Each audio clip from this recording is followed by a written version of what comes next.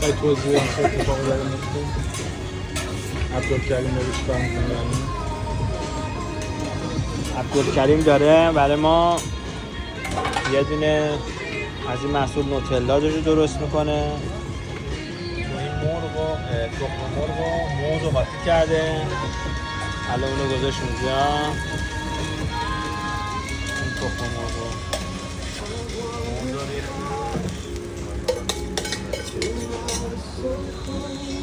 اینم سفارشه مشتریش.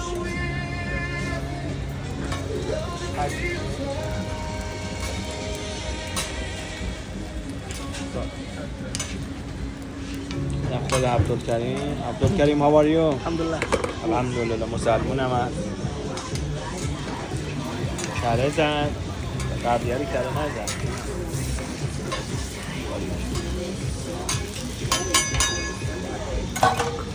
جمپور روغنه داره میونه بعدی آماده میکنه.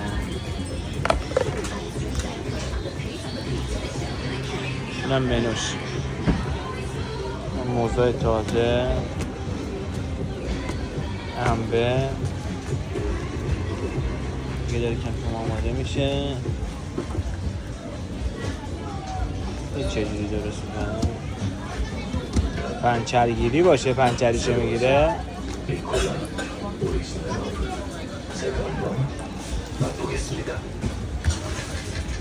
اونم گذاشت اونجا که نسوزه، مشتریش نهید. برش گردون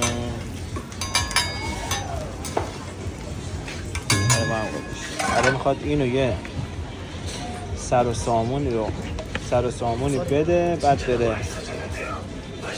سر کاری که ما میکنیم.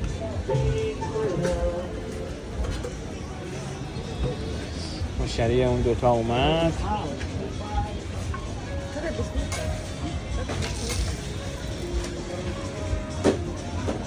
ببین چجوری آماده میشه.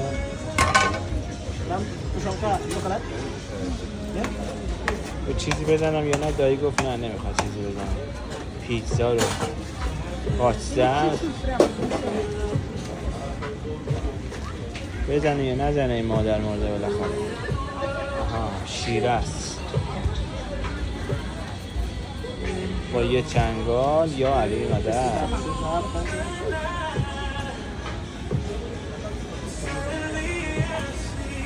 عبدالکریم 20 کار با هم میکنه. چه سرعتیه این عبدالکریم. یه تخم مرغ هم بزنه توش برای سفارش بعدیش. اینا پایشه مثل موز و تخم مرغ. دیگه الان بعد اگه ناراحت نمیشه مال ما رو تحویل بده. این دفعه هم تحویل نداره.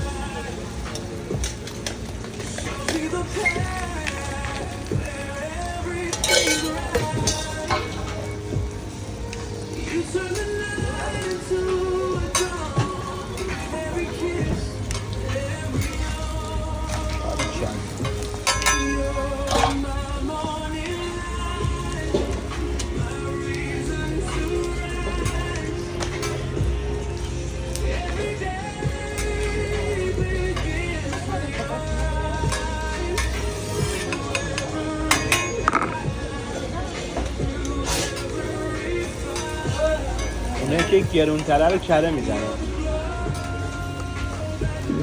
ازش کنار نوتلا.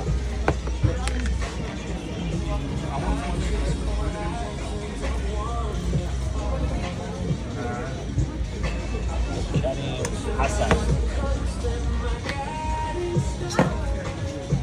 Hello, madam. Two cheese. Bomb cheese. Egg cheese. Bomb cheese.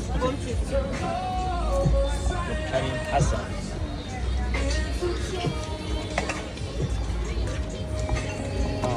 ما چون مسلمانیم با قیچی برید که حلال حرام نشه.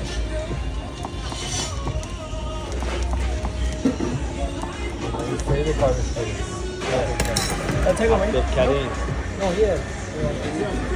نزنه چیز دیگه.